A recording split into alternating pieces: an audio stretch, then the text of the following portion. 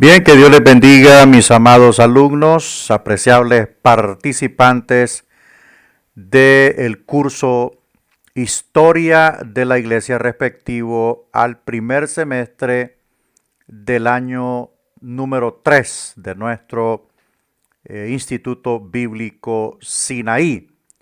Bien, vamos a hacer una oración para que podamos poner todo esto en manos de nuestro Padre. Amantísimo Señor, te damos las gracias por este hermoso privilegio que tú nos concedes hoy de podernos presentar, Señor, ante ti y ante los alumnos para poder presentar este curso en tus manos. Señor, danos la iluminación, la sabiduría, la inteligencia, la inspiración, Señor, para poder servir esta iglesia, servir este curso de historia de la iglesia a nuestros participantes. Padre, te damos las gracias por todo. Hasta este momento tú nos has ayudado. Amén y amén. Bueno, mis amados, este es el curso de historia de la iglesia. Normalmente es un curso extenso, ¿verdad? De 5 meses. Pero debido a que tenemos un curso pendiente que se llama el de hermenéutica bíblica, vamos a recortar un poco este curso de historia de la iglesia y lo vamos a centralizar en lo más importante, ¿verdad? Que podemos extraer del curso de la iglesia para que hacia finales del semestre podamos nosotros, tener el curso de hermenéutica bíblica, ya que ese curso nos va a servir de mucho, ¿verdad? Porque en el segundo semestre de este año veremos homilética bíblica, ¿verdad? Entonces eso es algo muy fundamental conocer para poder hacer un análisis del texto bíblico con relación a extraer el tema en el cual vamos a basar nuestros sermones. Pero eso es más adelante. Bien, antes de que empecemos con la exposición de las diapositivas, quiero que miremos el proyecto. ¿Ok? Esta es la hoja de proyecto que vamos a asignar inmediatamente después de grabar esta clase y subirla para que todos ustedes, mis amados participantes, puedan tomar nota de su asignación, ¿verdad? De su asignación. Es fundamental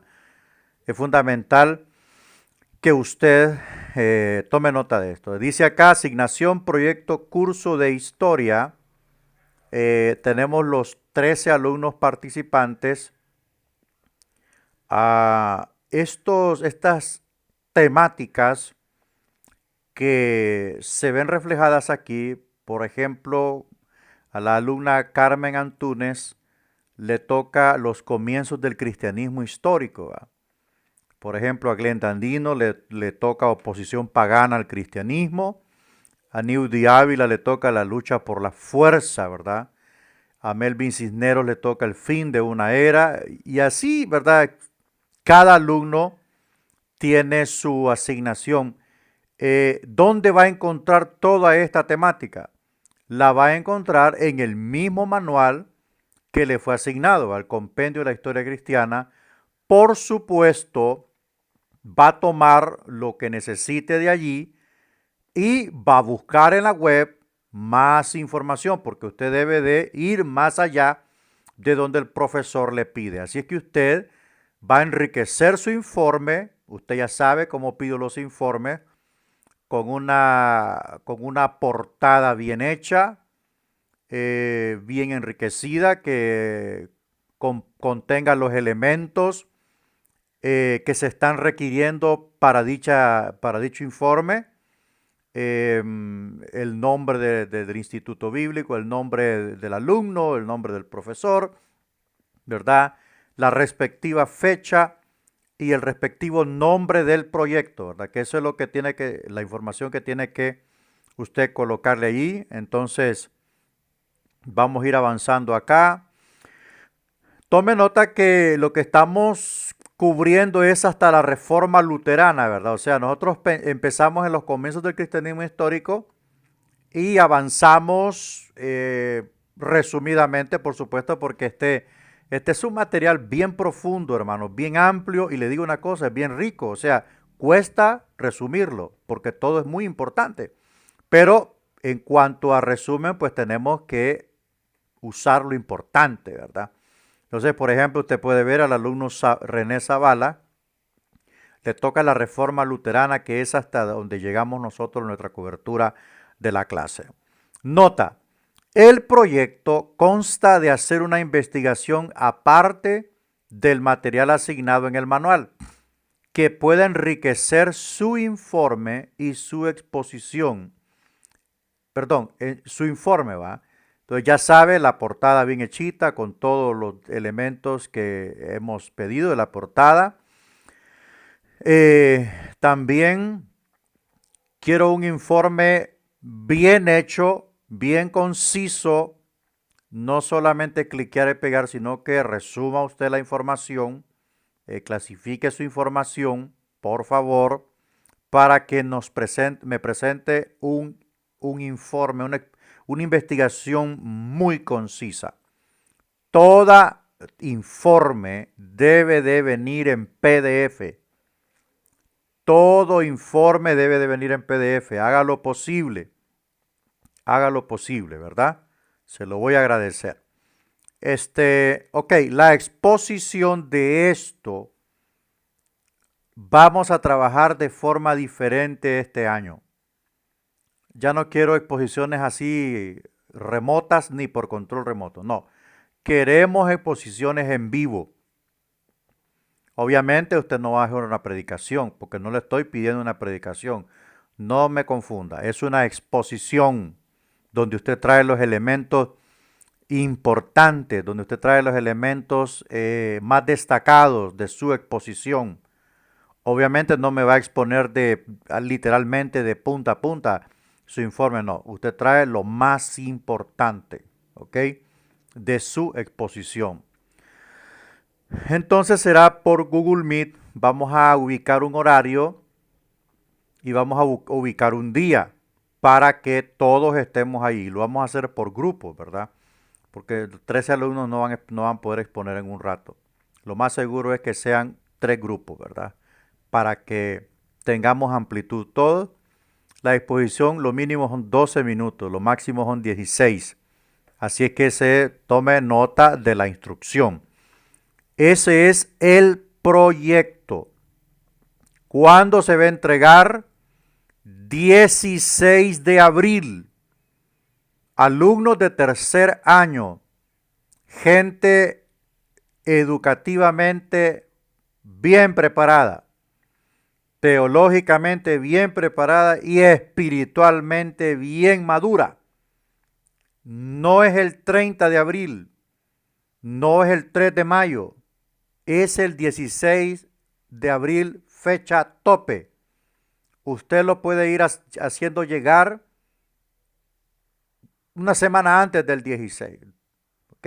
Por decir así, del 9 de abril, usted ya puede empezar a ir acercando, enviando su informe de proyecto. Este proyecto consta de 10 horas clase. Recuerde, el que pierde el proyecto pierde la clase, y si pierde la clase no hay recuperación. En este instituto no hay recuperación, a menos de que se haga algo ahí, pero eso ya queda a criterio del director. Entonces el 16 de abril usted me manda, tiene fecha tope, ¿verdad? Ahora, según este sílabo, que es pequeñito, ¿verdad? Considerándolo usted, le estoy pidiendo una investigación especial que vale 90 puntos. O sea, ¿en qué distribuyo estos 90 puntos? En 3 exámenes que usted tenía que hacer, porque este es un curso de 3 créditos, por lo tanto, representa en la evaluación, está contenido dentro de la evaluación 3 exámenes. Yo los exámenes los hago en 30%. ¿Qué es lo que va a hacer? El alumno hará una investigación acerca de todos los concilios que se dieron a lo largo de la historia de la iglesia. ¿Ok? Todos los concilios que se dieron a lo largo de la historia de la iglesia, enumerados. ¿Ok? Por ejemplo, en la parte izquierda de su hoja, usted me va a poner todos los concilios, desde el concilio de Nicea, desde el concilio en Jerusalén, que eso está registrado en el libro de los Hechos, capítulo 15, desde el concilio de Jerusalén, usted lo pone ahí, número 1, concilio de Jerusalén, y en la parte derecha puede escribir lo que se trató. Por ejemplo, en ese concilio de Jerusalén, ¿vean? Número 1, concilio de Jerusalén, se trató, en la parte derecha, se trató el caso de los gentiles, de la salvación de los gentiles. Número 2, el concilio de Nicea, ese fue el primer concilio universal. El concilio de Nicea, parte derecha, trató la divinidad de Cristo, por decir así. El concilio de Cartago, el concilio del Lateranense, el concilio de Florencia, el segundo concilio de Nicea, todos estos concilios trataron un tema específico.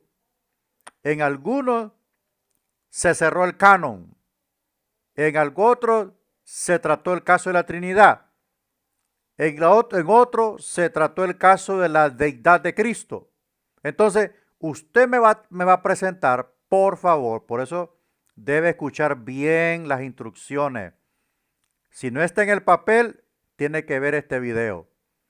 Como una tabla, ¿verdad? La parte izquierda, todo enumerado los concilios, y en la parte derecha, lo que trató. El tema que trataron. Así de simple, así de sencillo. Usted me lo va a enviar con su respectiva portada, bien hechito, ¿verdad?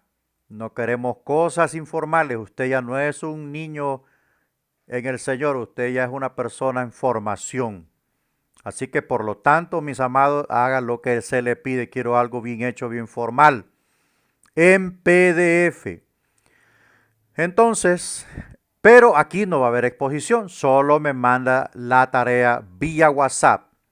Tanto el proyecto como la tarea especial, usted lo manda por vía WhatsApp. Fecha de entrega. Usted tiene hasta el 26 de marzo como fecha tope. ¿Ok? A partir de mañana, va corriendo el tiempo para que usted avance con su tarea especial y avance con su proyecto. Entonces, esas son las dos asignaciones que les estamos pidiendo, ¿verdad? Espero usted comprenda y entienda todo lo que estamos pidiendo. No le pido más. Pude haberle pedido otras cosas más, pero quiero que se concentre con esto, ¿verdad? Concéntrese con esto porque este año sí le pido un poco de respuesta más pronta. Cuando yo le pongo una fecha, es la fecha tope. No pasa de ahí, por favor. Si usted pasa de ahí, ya no me mande la tarea, aunque me suplique. No me la mande porque yo quiero ver compromiso con el alumno. Aparte tiempo, saque tiempo, por favor, porque esto es para usted.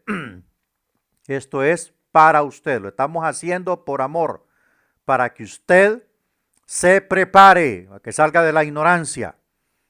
Ok, entonces vamos a la diapositiva.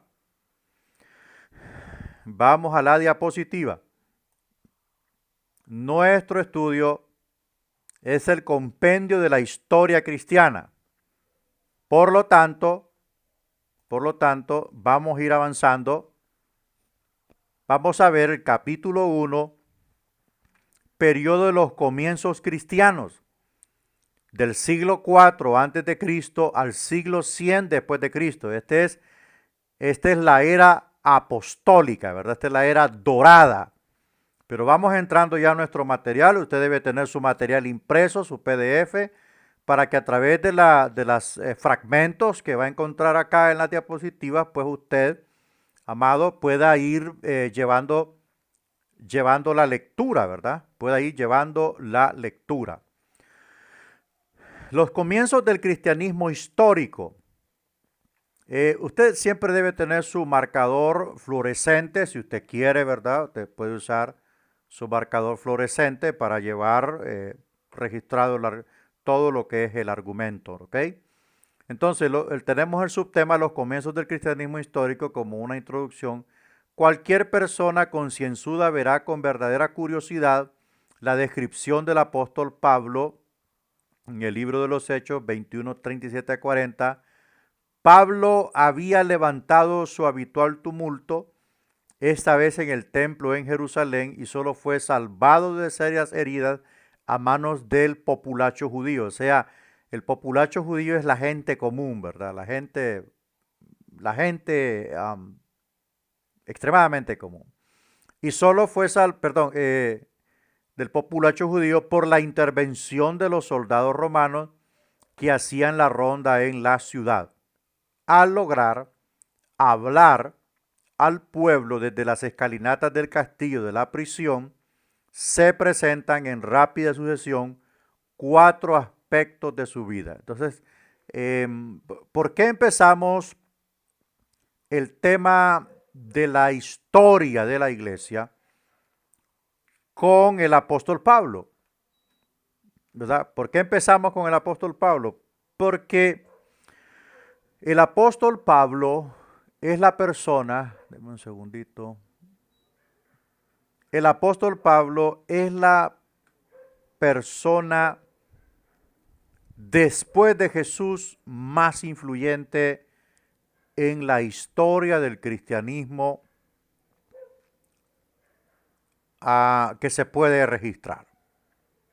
No es Pedro, como lo plantea la Iglesia Católica, sino que es Pablo, ¿verdad? Por todo lo que representó Pablo, por el alcance mundial que tuvo Pablo, o por decir así, por el alcance mundial que tuvo el Evangelio por Pablo. Aunque Pedro aportó, pero Pedro se concentró más con lo de la circuncisión, mientras que Pablo fue internacional, ¿verdad? Entonces vamos a ver 4 aspectos de la vida de Pablo que obviamente creo que usted las conoce porque usted sacó el curso de cartas paulinas y pedimos algo relacionado. Número 1, hablaba el idioma griego y era ciudadano de una ciudad notable por su cultura griega, ¿verdad? Él era de Tarso. Tarso era una ciudad griega en Italia, pero hablaba el idioma griego, el griego koiné, porque ese griego era más sencillo de hablar, más sencillo de aprender, y también era más dominante, porque la cultura helenística quedó empotrada, por decir así, en la cultura hebrea, en la cultura asiática, en la cultura gentil, por razón de que el griego koiné era más fácil para todos aprenderlo y hablarlo, y por supuesto era la lengua multicultural, ¿verdad? Que hacía que todas las culturas se entendieran debido a ese idioma que era de fácil acceso, ¿verdad? Entonces el griego koiné estaba en boca de todos y a través de ese idioma se podían comunicar todos indistintamente o distintamente del país al que pertenecieran. Número 2, era ciudadano romano, ¿verdad? Era ciudadano romano porque el papá del apóstol Pablo o de Saulo de Tarso era romano y la mamá era judía. Entonces, este varón, Pablo, adquiere la cartilla de ciudadano romano por haber nacido en Tarso, pero él se consideraba 100% judío. Y si no, pues usted investigue, ¿verdad? que cualquier dato que usted me pueda añadir será bienvenido, ¿verdad? Aquí no lo sabemos todo, pero una cosa importante sí era. Pablo tenía la ciudadanía romana y eso era porque nació en Tarso de Cilicia, ¿verdad? Tarso de Cilicia, quedaba en la parte sur de Italia. Entonces, por lo tanto, por esa razón, Pablo era ciudadano romano, que ser ciudadano romano en el tiempo del imperio romano, del imperio dominante, estaba saturado de enormes privilegios y era delicado golpear a un ciudadano romano, solo se pagaba con la muerte. Número 3, era judío y hablaba fluidamente el hebreo. Era judío, él decía, yo soy descendiente de la tribu de Benjamín, fariseo de fariseos, ¿verdad? Entonces, este hombre hablaba fluidamente el hebreo. Y porque era fariseo de fariseos, entonces por lo tanto conocía al pie de la letra las doctrinas fundamentales del Antiguo Testamento. Recuerde que el fariseísmo nace en el periodo posexílico, perdón, en el periodo exílico, y se incrementó, se formalizó estos grupos de enseñanza.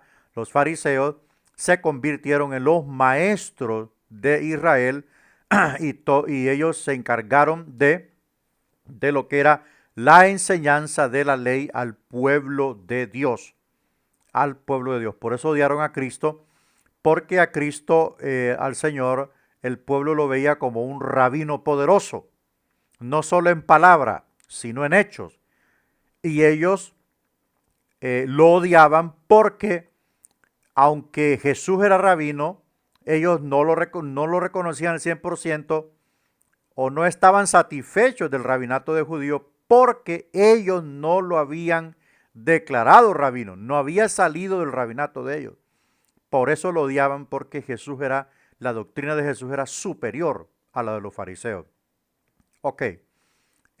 Número 4, era cristiano y daba testimonio del maestro a su propia raza. O sea, uno de los, por decir así, de los 4 aspectos de la vida de Pablo, el más poderoso, es que daba testimonio.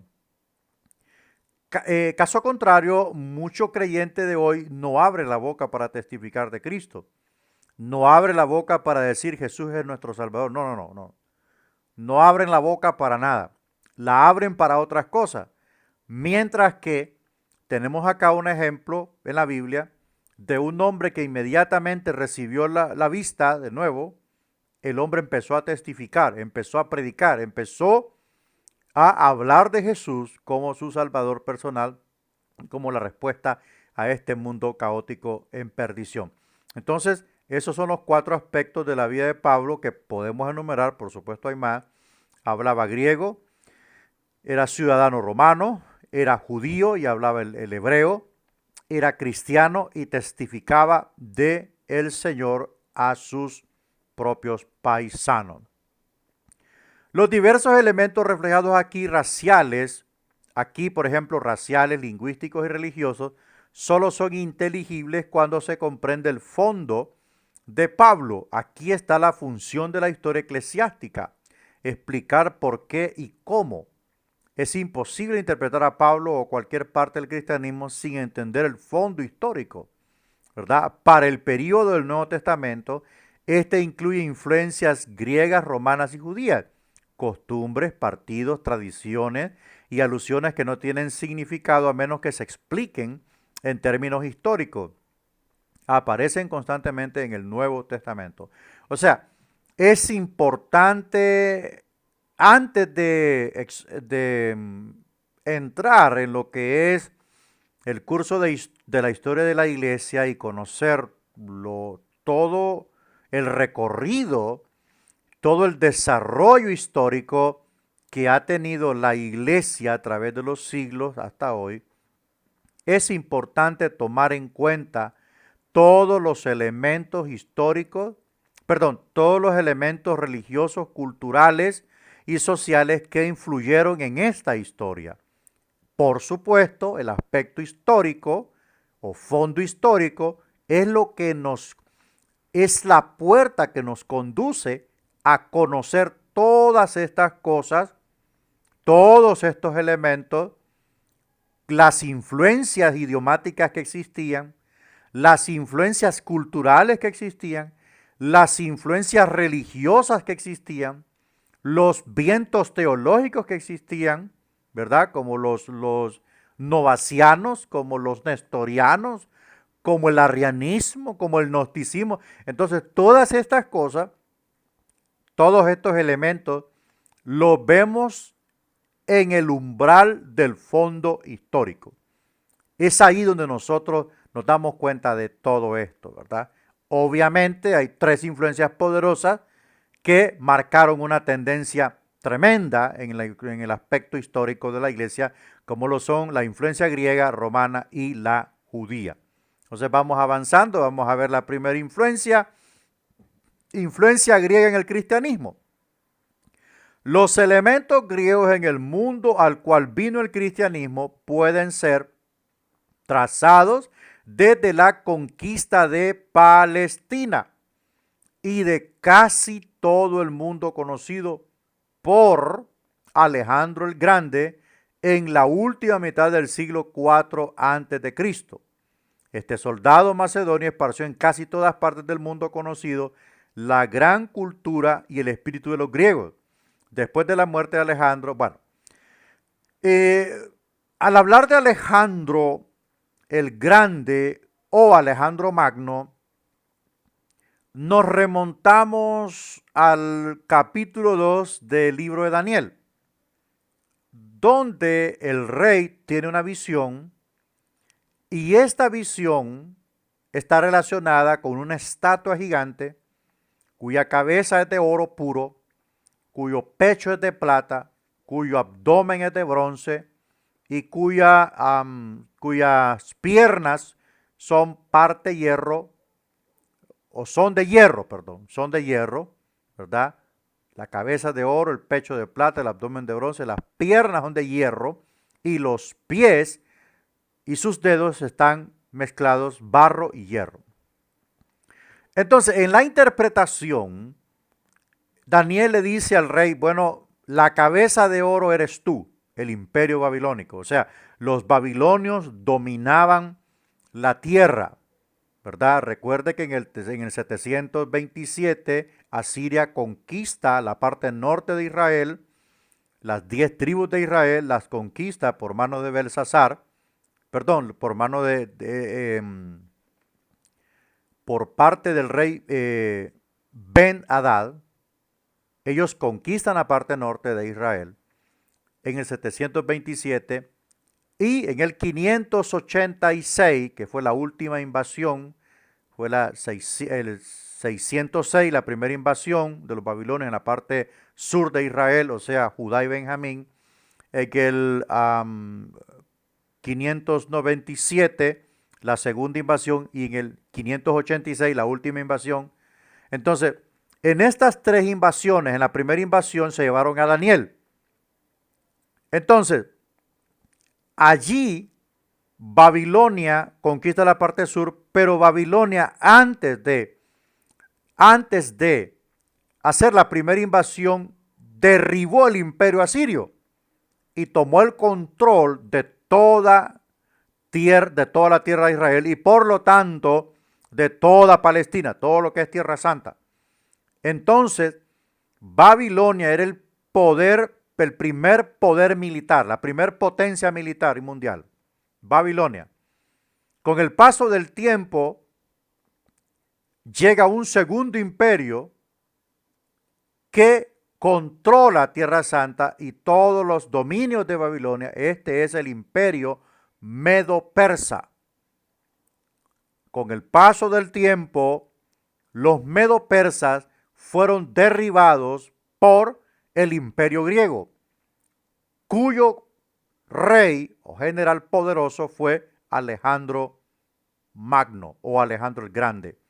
Entonces, este imperio implantó en todos los dominios, en toda la tierra dominada, su cultura, la cultura griega, ¿verdad? El amor al arte, el amor a la escultura, el amor a la filosofía, su idioma koiné, griego koiné, su mercado, su libre empresa, sus libros, sus escritos, todo lo que es cultura griega, todo lo que implica cultura griega se quedó en el mundo dominado por las potencias. Por supuesto, Israel, la tierra de Israel, está en el epicentro de la tierra dominada. Entonces, los griegos, ¿ok?, implantaron su cultura entre la tierra dominada hasta el día en que Jesús llegó y por supuesto ya estaba la cultura griega. Veamos las áreas de influencia griega en el cristianismo. Primero tenemos la filosofía griega, alguna buena y alguna mala. Fue esparcida en todas partes, muy extrañamente Dios usó tanto la buena como la mala para preparar la venida de Cristo. La filosofía ateísta y escéptica de los griegos desvió a muchos del mundo gentil de la adoración supersticiosa de los falsos dioses e intensificó el hambre de un corazón por el Dios, intensificó el hambre de su corazón por el Dios verdadero. Entonces Dios usó la filosofía mala, ateísta, o sea, la que no cree en ningún Dios, y la escéptica, que no cree en nada que tenga que ver con algo sobrenatural, de los griegos, desvió al mundo gentil de la adoración supersticiosa de los dioses.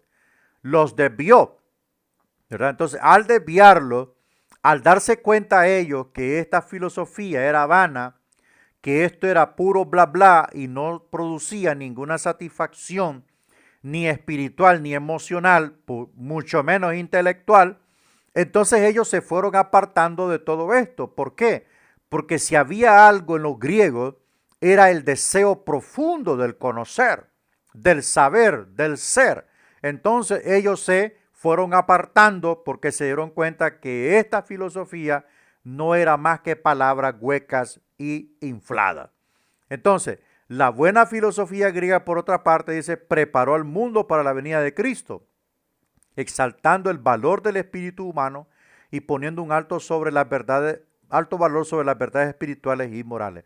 El mismo deseo de conocer el índice del valor moral, el mismo deseo de conocer lo que está dentro del hombre, el mismo deseo de conocer la moralidad del espíritu humano, los llevó a recibir un evangelio moral, un evangelio que exalta la espiritualidad, un evangelio que desnuda la espiritualidad humana, un evangelio que satisface las necesidades emocionales, espirituales e intelectuales del hombre. Entonces, eso fue lo que llevó a que cuando Cristo les predicó a los griegos, le recibieron inmediatamente, porque su palabra llenó los vacíos que la filosofía griega no pudo hacer. Entonces, ese fue un momento clave en la historia, un momento clave en la historia en que la misma filosofía griega, usted sabe que la filosofía griega era el estandarte más fluorescente de la misma cultura. Eso era lo que le dio fama a Grecia, su filosofía, sus filósofos. Pero llegó un momento en donde no podían hacer nada por el hombre y el evangelio se presentó y el evangelio sí pudo hacer algo por ellos. Vamos a ver el idioma griego. En segundo lugar, el idioma griego llegó a ser el lenguaje común a través de todo el mundo mediterráneo. Aún en Palestina, los pueblos judíos estaban esforzados a aprender el griego para comerciar en los mercados. El hecho es de mayor importancia de la que puede parecer a primera vista. Entre otras cosas, bueno, los misioneros de Cristo pudieron empezar su trabajo inmediatamente sin esperar a aprender un nuevo idioma. Más aún, la presencia de un idioma común daba sentido de unidad a las diversas razas. Fíjese que la actual expresión familiar, él habla mi idioma, sugiere una unidad básica. Bueno, eso fue fundamental. En ese momento, el idioma griego era el idioma de las misiones. ¿Por qué?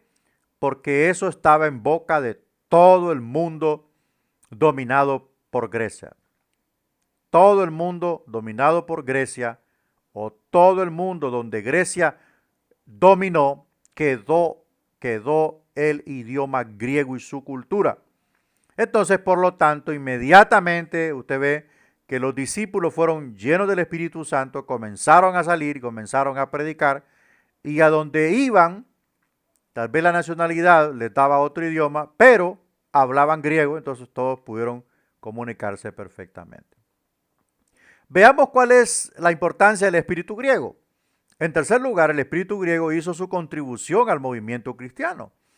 Es difícil poner en palabras este espíritu, pero incluía un intenso amor por la verdad, una visión que tenía un amplio alcance y una iniciativa que era osada y temeraria, ¿verdad? Este espíritu griego hizo que las personas tuviesen necesidad de conocer nuevas propuestas religiosas, ¿verdad? Gran parte de la población de la población griega, gran parte de la población griega, pues recibió el evangelio en la historia de los viajes misioneros de Pablo. Veamos la segunda línea de influencia. Esto es la influencia romana en el cristianismo. La constante protección. Bueno, entonces sintetizamos qué es lo que nos dejó o qué es lo que aportó la influencia griega para la venida de Jesucristo como el punto de partida del movimiento cristiano o de la iglesia naciente. Nos dejó su idioma, nos dejó el deseo de conocer una oferta o propuesta que exaltase el espíritu, y esto fue el evangelio. Veamos ahora la influencia romana en el cristianismo. La constante protección obtenida por Pablo por ser ciudadano romano sugiere la contribución del Imperio Romano al movimiento cristiano. Históricamente, el gobierno griego en Palestina terminó alrededor del año 167 a.C. En Palestina, ¿verdad? Alrededor del año 167 a.C., cuando los patriotas judíos recuerde, históricamente el gobierno griego en Palestina terminó alrededor del año 167 a.C., cuando los patriotas judíos dirigidos por Judas Macabeo, que después se llamaron los Macabeos, derrotaron a los griegos en el año 63 a.C. Después de la independencia judía de casi un siglo, los soldados romanos se apoderaron de Palestina. Una mirada al Nuevo Testamento revela la evidencia del gobierno romano. Habla de centuriones romanos, de guardias romanos, de carceleros romanos, de castillos romanos y de gobernadores romanos que después se llamaron césares o emperadores. Entonces, esta revuelta de los macabeos se rebeló contra los griegos.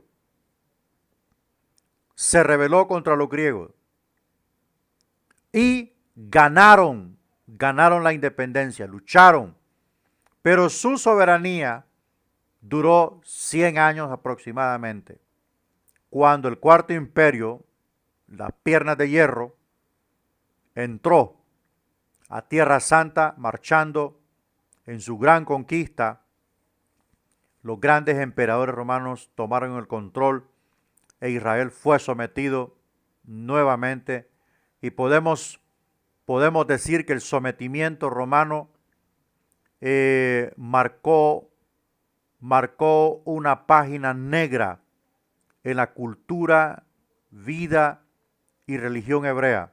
La destrucción, la destrucción del templo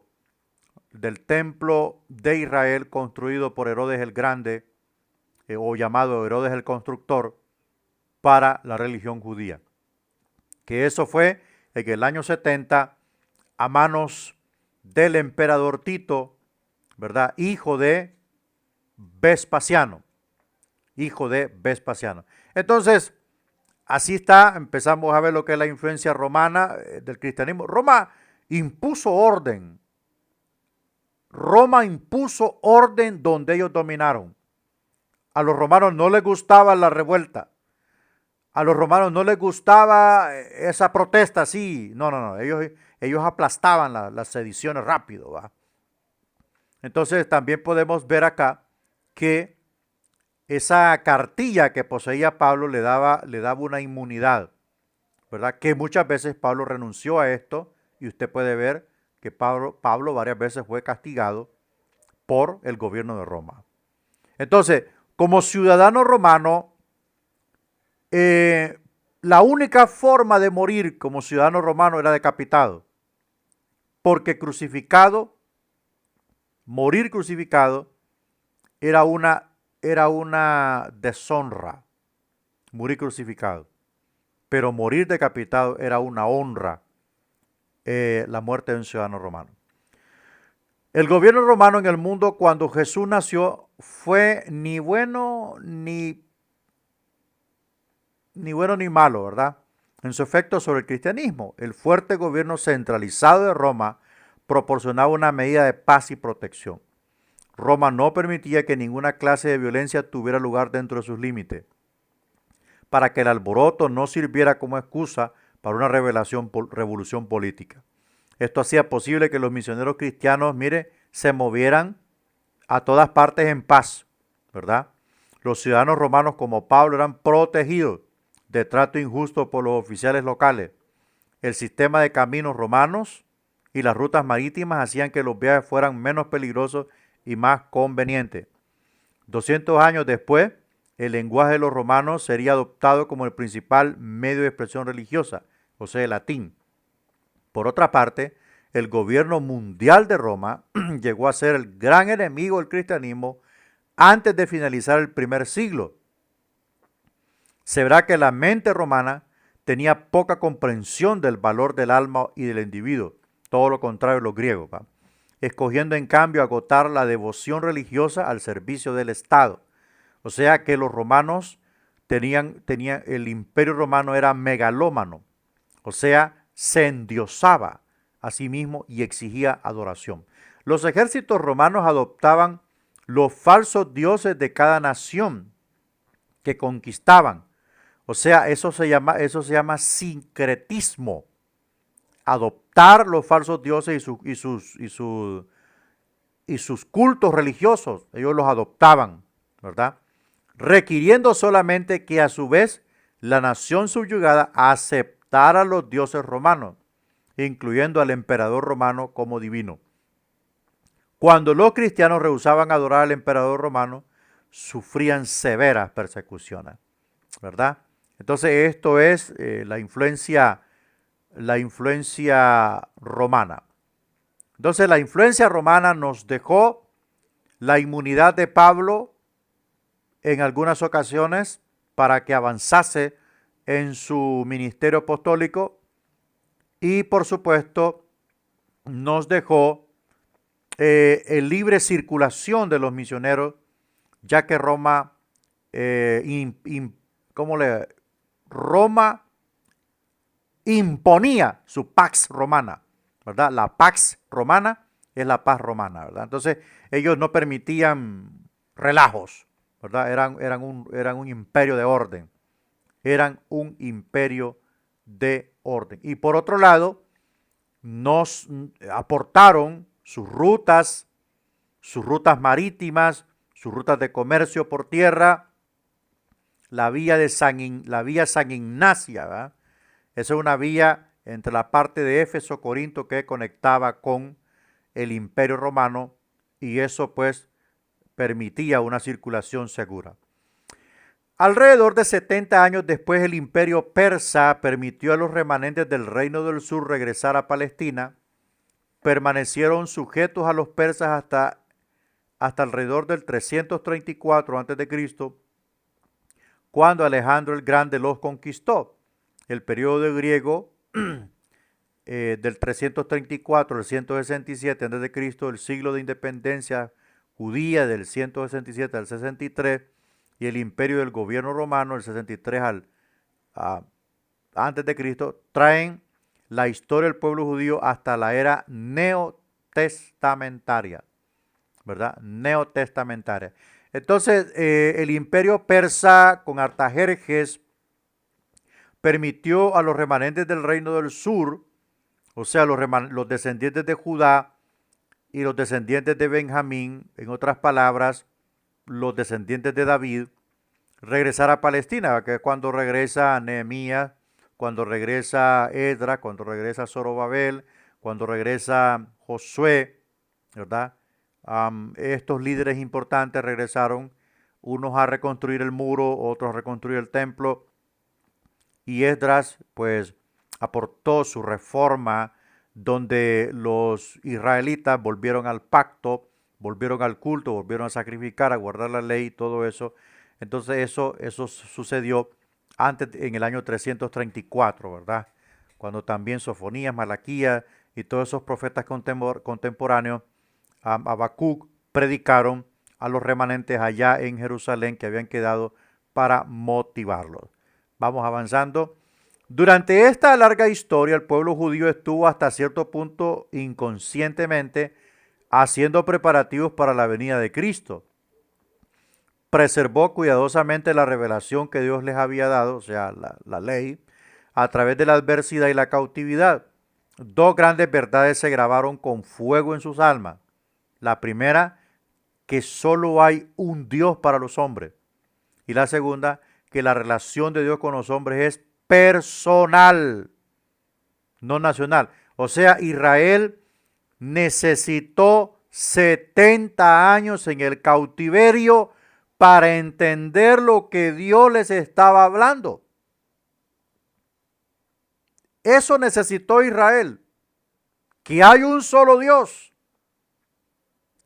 y que la relación de Dios con el hombre es personal, no en grupo.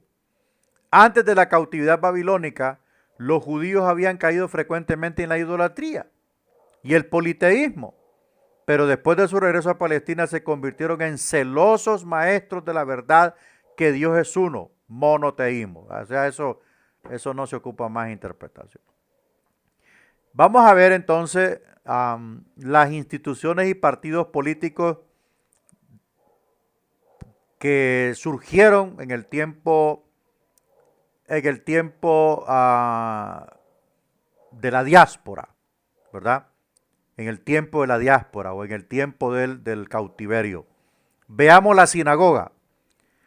Las instituciones y los partidos que son parte tan íntima de la historia del Nuevo Testamento tienen su fondo en estas experiencias históricas. La sinagoga se estableció como un lugar de enseñanza y adoración durante el cautiverio babilónico, cuando no había templo, o sea, crearon la sinagoga. El lugar prominente que tuvo después del regreso de los judíos del exilio produjo los grupos conocidos como escribas. O sea, cuando ellos regresaron a Israel, allá por el año 334, cuando ellos regresaron, entonces al establecerse la sinagoga, porque no había templo, al establecerse la sinagoga, cuando los judíos regresan en su totalidad, que no regresaron todos, gran parte se quedó en Babilonia, ¿verdad? Hicieron su vida allá, pues sus 70 años. Entonces, ¿qué sucede? Cuando ellos regresan, aunque ya había un templo no igual como el que había hecho Herodes, sino algo más o menos, ¿verdad? Algo sencillo. Pero sí continuaron con el uso de la sinagoga. ¿Por qué? Porque esta sinagoga, aparte de que tenía un gobierno diferente, con promedio de 75 ancianos que gobernaban, que dirigían la sinagoga, ¿verdad? Y la Biblia menciona a Jairo. Jairo era uno de ellos, ¿verdad? En su tiempo. Entonces, esta sinagoga sirvieron para enseñanza de la palabra. Enseñanza de la palabra. Pero esto produjo otro grupo, como los escribas, ¿verdad? Estos eran intérpretes de la ley y al mismo tiempo eran copistas de la ley. Ellos copiaban, hacían copias de la ley. Entonces, tanto escribir la ley, tanto escribir los primeros 5 libros del Antiguo Testamento, se convirtieron en tremendos intérpretes, ¿verdad? Entonces, al principio su deber principal era copiar las escrituras, pero dado que llegaron a ser expertos en lo que las escrituras decían, sus deberes fueron ampliados para incluir interpretación e instrucción escrituraria. Quiere decir que la práctica produce maestros. Tanto escribieron el libro de Génesis, tanto copiaron el libro de Génesis, tanto copiaron el libro de Éxodo, tanto copiaron a Números, tanto copiaron a Levítico y tanto copiaron a Deuteronomio, que se convirtieron en intérpretes porque sabían de memoria lo que los párrafos bíblicos decían. Por tanto, tanto escritura, eso produjo una interpretación, ¿verdad? Y una capacidad para enseñar. Vamos a ver los siguientes grupos y partidos, los esenios y los fariseos. Tal vez el contacto entre las ideas religiosas judías y persas contribuyó a producir el partido conocido como los esenios, que surgió probablemente alrededor del año 150 a.C. de Jesucristo. Este grupo incluía alrededor de 4.000 individuos en tiempos de Cristo y se caracterizaba por una ortodoxia rigurosa, el celibato, la propiedad común y la eliminación de sacrificios de animales en el culto. ¿Ok? O sea, los esenios guardaban el celibato, no se casaban, ¿verdad? Los esenios no se casaban. Eso es celibato, así como los curas católicos guardan el celibato. Ellos no se casan. Entonces, los fariseos indudablemente se desarrollaron de las tendencias separatistas cuando las proposiciones de los samaritanos fueron rechazadas durante los días de Esdras y Nehemías, alrededor del año 500, durante la lucha de los macabeos que empezó aproximadamente en 167, este partido tomó una forma distinta. Entonces, los fariseos se convirtieron en los maestros principales del pueblo de Israel en aquel tiempo, ¿verdad? Y cuando Cristo llegó, ya eran un grupo dominante, ya eran un grupo influyente, eran un grupo sectario, que solo ellos, ¿verdad? Solo ellos, que nadie se les podía acercar, ni ellos se podían acercar a nadie. Esos eran los fariseos. Torcían las escrituras y los fariseos impusieron sus opiniones teológicas, personales, las impusieron a la gente. Sus propias interpretaciones personales las impusieron a la gente como escritura divina, ¿verdad?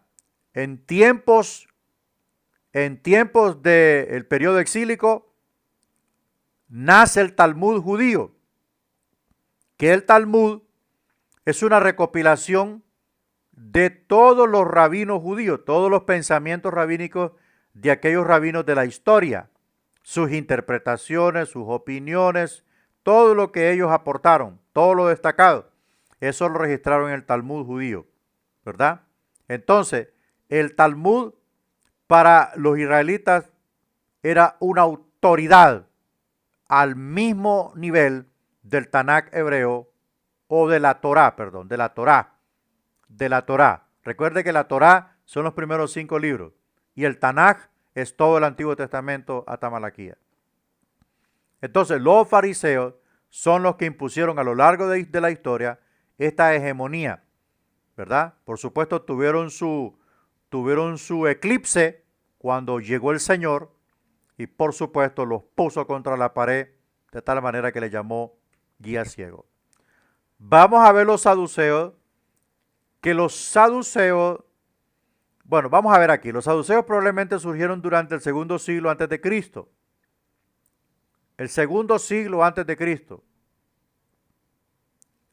Estos simpatizadores de las culturas, bueno, el segundo siglo antes de Cristo, eso me está diciendo a mí que los saduceos nacen en el tiempo intertestamentario, en el periodo intertestamentario que fue de 4 siglos, 400 años. Entonces, en ese tiempo donde se escribieron muchos libros y aparecieron muchos pensamientos teológicos, religiosos, etcétera, etcétera, entre Malaquías, el último profeta, y la aparición del primer libro del Nuevo Testamento llamado Marcos. Ese periodo intertestamentario fue de 400 años. 400 años de silencio que se interrumpe con el anuncio del ángel a Elizabeth que nacería Juan, ¿verdad? Juan que era parte del plan del Señor para anunciar la llegada del Mesías. Listo entonces. Entonces estos son los saduceos. Simpatizaban con la cultura griega y romana, representaban el liberalismo político y religioso. Su racionalismo los llevaba a negar la resurrección y la providencia divina, a rechazar toda la tradición y a exagerar la libertad de la voluntad humana. Bueno, ¿qué es lo que pasa? ¿Cuál es la diferencia entre el fariseo y el saduceo? El fariseo tiene ¿cómo le digo? Tiene en sus manos una revelación más amplia. ¿Por qué? Porque el fariseo tiene en su mano desde Génesis hasta Malaquías. Por tanto, su revelación es más amplia. Mientras que los saduceos solo se limitaron a la Torá. Por lo tanto, tuvieron problemas con el asunto de creer en los ángeles, con el asunto de creer en la resurrección. Entonces, su campo de revelación es más corta, aparte de su mala interpretación bíblica.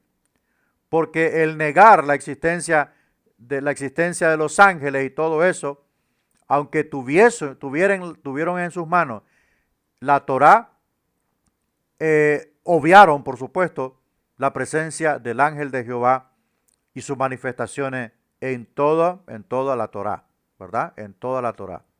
El ángel de Jehová fue el que se presentó ante Moisés en el monte de Sinaí.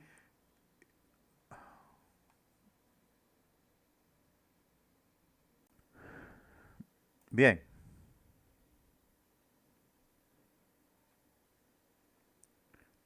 Bien, vamos a seguir con los samaritanos. A veces el internet se cae. Estuvimos hablando de los saduceos y decíamos que ellos obviaron la presencia fundamental del ángel de Jehová en la revelación que fue entregada a Moisés. Entonces, por lo tanto, ellos dejaron, pues, ellos no tomaron a consideración esto. Por supuesto, esa es la diferencia entre los fariseos y los saduceos. Los fariseos tenían un conocimiento más completo del Tanakh y por supuesto de las doctrinas que encierra el Tanakh, pero los saduceos solo se limitaron a la Torá, que son los primeros 5 libros de la Biblia. ¿Quiénes son los samaritanos? Los samaritanos surgieron de los matrimonios mixtos de los judíos que habían quedado en Palestina, después de iniciarse el cautiverio babilónico, con gentiles que habían sido traídos al país. ¿Qué pasa en el año 727 por ahí cuando Ben-Hadad invade la parte norte de Israel? ¿Qué fue lo que hizo este hombre? Este hombre lo que hizo fue traer asirios para que colonizaran la parte norte de Israel. Entonces, cuando los babilónicos subyugan a Ben-Hadad y doblegan a los asirios, estos colonos quedaron allí, ¿ok? Quedaron allí y ya habían formado familias con las israelitas y los israelitas de ese tiempo. Por lo tanto, ellos se ubicaron en Samaria. Esa fue la parte central en ese momento fue la parte central de su gobierno, porque recuerde que la capital del reino del norte era Samaria y la capital del reino del sur era Jerusalén. Entonces, por eso se llamaron los samaritanos y estos hablaban arameo, ¿verdad? Los herodianos y los celotes, vamos a ver estos partidos políticos. Los herodianos eran los patriotas políticos judíos que respaldaban a la familia de los Herodes o de Herodes, ¿verdad? Los judíos políticos respaldaban a Herodes. Por lo tanto, puedo asumir que estos judíos no eran religiosos. Estos judíos no eran religiosos. Por lo tanto, estaban afines a Herodes contra Roma. Contra Roma. Los celotes fueron probablemente los herederos de la tradición de celo, ferviente, celotes, celo, ferviente de los macabeos por quitarse el yugo extranjero. Entonces, cuando desaparecieron los macabeos, entonces quedaron los celotes con esa misma túnica, con ese mismo celo. De ahí, de ese grupo, era Simón el celote. Bueno, entonces vamos a entrar, ya vimos un poquito ahí de todo, vamos a entrar a Jesucristo, siglo IV antes de Jesucristo, al año 30.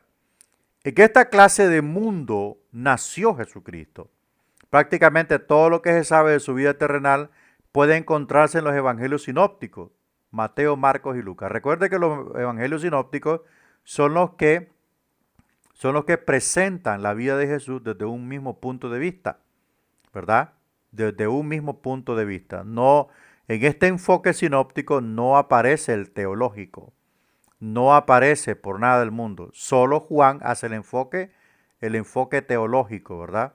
Diferente a estos tres. Y en Juan, dice, el Evangelio de Juan describe la naturaleza eterna de Jesús, ¿verdad? Eso lo podemos encontrar nosotros en el curso de Cristología del Nuevo Testamento y del Antiguo Testamento. Y su existencia preencarnada.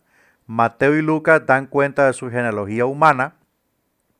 Es probable que Mateo dé la genealogía de José, ¿verdad? Mientras que Lucas da la de María. La genealogía de Mateo es en orden descendente y la genealogía de María es en orden ascendente.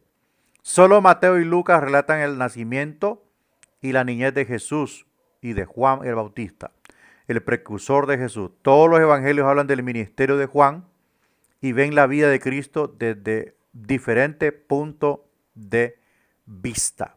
Bueno, habíamos hablado que la influencia griega dejó el idioma, su cultura, el deseo del saber, el deseo obsesionado del conocer, del conocimiento. Ahora, por eso es que el gnosticismo tuvo un campo fértil en la cultura griega. Luego vemos la influencia judía. Pues la influencia judía nos dio el Mesías, ¿verdad? Nos dio el Mesías, y la influencia romana nos dio toda su estructura de gobierno, ¿verdad?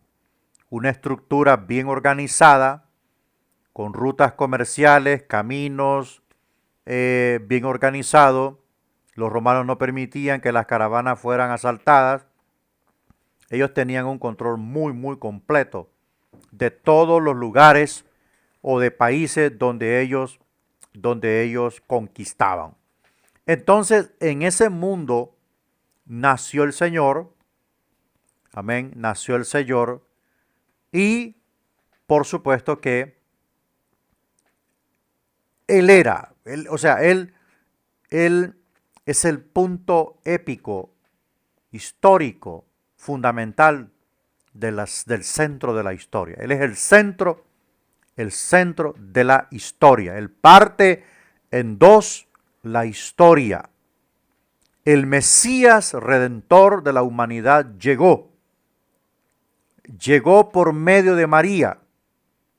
No era hijo de José, solo hijo de María.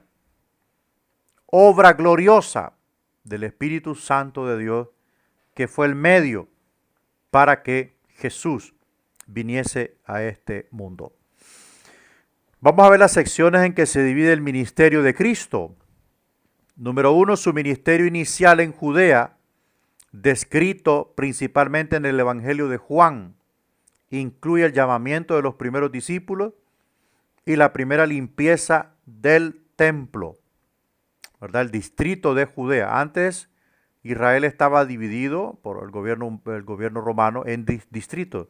Estaba el distrito de Judea, ¿okay? Que Judea era la cuna del conocimiento, ¿va? Del saber. Judea quería aprender, saber algo, ahí estaba la escuela rabínica, ahí estaban la escuela farisaica, ahí estaban todos. Quería prosperar, quería poner negocios fuertes, o quería convertirse en un hombre próspero, váyase a Galilea. Galilea era, el distrito de Galilea era la parte donde se hacía el dinero. El gran ministerio en Galilea cubre el principal periodo de la obra de Cristo y duró alrededor de 1 año y medio. Durante este tiempo el Señor fue rechazado en Nazaret, se mudó a Capernaum, escogió los 12 apóstoles, presentó el Sermón del Monte y viajó a Galilea 3 veces, ¿verdad? Eso fue lo que hizo el Señor en Galilea, mientras que en Judea, ¿verdad? Judea, que lo encontramos en el Evangelio de Juan, llamó los primeros discípulos, ¿va? E hizo la primera limpieza del templo. Los primeros discípulos fueron Andrés, Natanael o Felipe, como le quiera llamar, y Pedro. Número 3, sus diversas retiradas de la presión de las multitudes le dio oportunidad para dar instrucción especial a sus discípulos para obtener la gran confesión en Cesarea de Filipo y para la experiencia de la transfiguración, ¿verdad? Que es cuando se transfiguró, cambió cambió su apariencia física, ¿verdad? En una apariencia celestial. 4, su ministerio posterior en Judea se extendió por cerca de 3 meses y es descrito por Lucas y Juan. Está centrado en la asistencia de Jesús y sus discípulos a la fiesta de los tabernáculos y dedicación en Jerusalén, ¿verdad? Una fiesta de los tabernáculos era importante, una de las fiestas importantes en el calendario festivo de Israel. Número 5, su breve ministerio en Perea es narrado por los 4 evangelios y está caracterizado por los milagros finales, las parábolas y las profecías de su resurrección. ¿Ok? Era el único ser humano sobre el planeta Tierra que sabía cómo iba a morir y que sabía que iba a resucitar. 6. La última semana en Jerusalén es tratada con todo detalle por el Evangelio de Juan. Empieza con la entrada triunfal y termina con la crucifixión. Con la entrada triunfal y termina con la crucifixión. Aproximadamente en el año 33, aproximadamente el 4 de abril del año 33, Jesús entró a Jerusalén. Pero me asombro que días antes llegó al aposento alto y según se dice, ese aposento alto era propiedad de María, la mamá de Bernabé. Ahí estuvo el Señor hospedado, comió la última cena con los discípulos y esperó hasta que subieran los varones a adorar a Jerusalén. Esperó, o sea, se tomó su tiempo para ir a adorar y sabía que eso ahí era la última vez. Entró montado sobre un burrito, ¿verdad? ¿Qué significaba el que el rey entrara montado sobre un burrito? Significaba que era un rey de paz. No era como lo esperaba Israel. Israel lo esperaba en un caballo blanco, de guerra, con soldados. Él entró como un rey de paz. Israel no lo pudo distinguir porque estaba cegado su entendimiento. Se cumplió lo que dijo Isaías, para que viendo no vean y oyendo no entiendan, ¿verdad? Y yo les sane. Eso se cumplió. Entonces, eso sucedió en la última semana en Jerusalén. Entró montado sobre un burrito. El ministerio después de la resurrección de Jesús, que duró cerca de 40 días antes de su ascensión, marca el fin de la narración del Evangelio, de la vida de Jesús, registrada en los 4 Evangelios. Entonces, ese ministerio es importante por 2 aspectos. Número 1, fue a buscar a los discípulos. Los fue a buscar de nuevo, porque habían perdido la ruta, habían perdido la brújula, se habían desenfocado. Ya andaban pescando, estaban en todo menos en lo que él los dejó. Y número 2, les habló estrictamente de las misiones. Les habló estrictamente de ir, de hacer discípulos, de llevar su nombre, llevar su palabra. Eso es lo más importante que se puede resaltar en el ministerio de Jesús después de la resurrección. No habló de los látigos, no habló de los clavos, es increíble. Es increíble él. Él es increíble, es inexplicable, no se puede explicar eso. No mencionó un ápice de lo que ocurrió cuando fue azotado y cuando fue crucificado. No era importante. Era importante fortalecer la fe de los discípulos. Era importante convencerlos que él era el Mesías. Era importante demostrarles que la palabra se cumple. Y era importante que ellos entendieran la magnitud del llamamiento y de la comisión que Jesús les estaba poniendo en sus manos y en sus espaldas. Cuando confronta a Pedro y le dice, ¿me amas, Pedro? Y le dijo, sí, Señor, te amo, apacienta a mis corderos. Entonces, mis amados, nosotros tenemos que comprender, ¿verdad?, lo que Dios ha puesto en nosotros. Causas por las cuales el cristianismo tuvo crecimiento en el primer siglo. Uno, el paganismo estaba en bancarrota y no podía responder a los corazones hambrientos. O sea, el paganismo, ¿qué es el paganismo? Es la mezcla de lo religioso con lo mundano. Es el paganismo. Es lo que se celebra y lo que se practica. Es el estilo de vida del católico. 7 días está en el carnaval, el domingo está golpeando el pecho en misa. ¿Ok? Ese es paganismo. Es mezclar lo religioso con lo mundano. Ese es paganismo. Entonces, el paganismo estaba off, no daba respuesta, no tenía ninguna propuesta para la humanidad. Ese fue un factor en el cual el evangelio pegó poderosamente. 2, la gran agitación de religiones de todas las clases, clamando por devotos, no podía compararse con la revelación de Dios en Cristo. Lo que estaba sucediendo en el movimiento cristiano era imposible de opacar. Los milagros eran poderosos, las transformaciones eran poderosas. Aquel mago, Simón el mago, se convirtió porque vio el poder de Pablo y de los demás. Entonces eso estaba convulsionando las religiones de los dioses culturales y transculturales, locales y transculturales. Y pues el evangelio llegó como una luz, como una antorcha ardiente.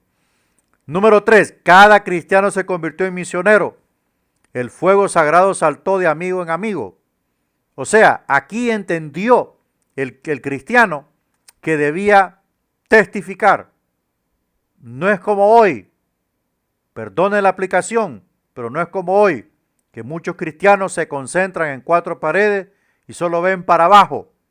Solo ven para abajo y ven sus propios intereses. No les importa predicar a Jesucristo. No les importa llevar el nombre de Cristo como la respuesta a los problemas de la humanidad. Solo les interesa su ego. Solo les interesa el prestigio de su iglesia. Solo les interesa ocuparse de sus cosas y dejar a un lado la gran comisión. Eso no es lo que ocurrió en ese tiempo. Por eso es que la iglesia creció poderosamente en 3 siglos. 4. Los cristianos tenían la candente convicción de que solo Cristo podía salvar al mundo perdido que los rodeaba y que puesto que el regreso de Cristo era inminente, no había tiempo que perder. Eso fue uno de los factores más poderosos para que el cristianismo tuviese un crecimiento increíble en el primer siglo. O sea, hasta Juan tuvo un crecimiento enorme, poderoso, sostenible, fundamentado, expansivo, evolucionado, porque la doctrina apostólica, los apóstoles estaban, ¿cómo le digo? Estaban sosteniendo el crecimiento de la iglesia. Aunque moría uno, pero estaban los demás. Entonces, esos fueron los factores por los cuales el cristianismo tuvo un crecimiento muy, muy bendecido. Bueno, vamos a llegar hasta acá. En la próxima visita veremos otro avance más del capítulo 1 que habla acerca del comienzo del cristianismo, del cristianismo como la revelación de Dios, ¿verdad? Periodo de los comienzos del cristianismo. Entonces, recuerde, tome nota todo lo que está en el video acerca del proyecto y la tarea especial. Con la ayuda del Señor nos veremos en la próxima visita. Dios le bendiga. Hasta entonces, cualquier cosa, usted me escribe en el privado. Cuídese y que el Señor le bendiga poderosamente. Recuerde, un recuerdito, ahora mis amados, las mensualidades cuestan 200 lempiras y la matrícula 200. Entonces, no se le olvide.